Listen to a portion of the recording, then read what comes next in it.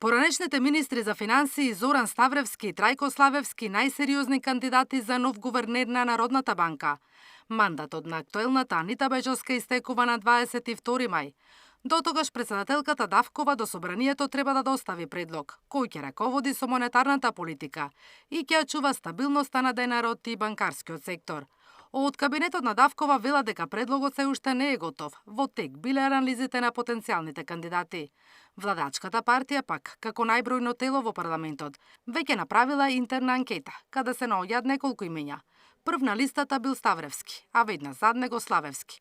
Но дефинитивна одлука кој од нив да предложат се уште нема. И двајцата се од Охрид и имаат богата економска биографија. Зоран Ставревски кариерата ја почнал токму во Народната банка. Потоа 10 години работел во Светска банка, каде од февруари 2006 бил водечки економист. По предлог на тогашниот премиер Груевски, во 2009 станува министер за финансии и вице-гувернер за економски прашања.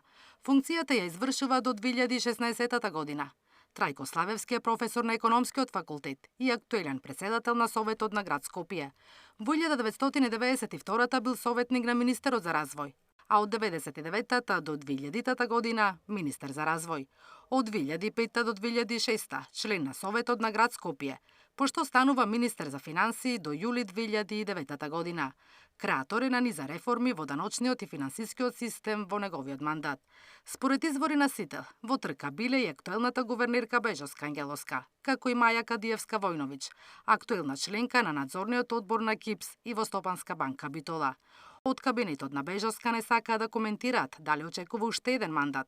Велат процесот на избор на гувернер е надлежност на председателот на државата и собранието, согласно законски утврдениот протокол.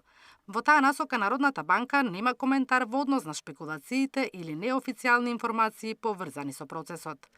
Инаку, според Законот за Народна банка, мандатот на гувернерот трае 7 години и има право на уште еден реизбор, доколку не се избере нов гувернер во собранието, зашто требаат 61 глас. Функцијата продолжува да ја врши актуелниот, се додека не се назначи негов наследник. Наташа Мерсовска, Сител телевизија.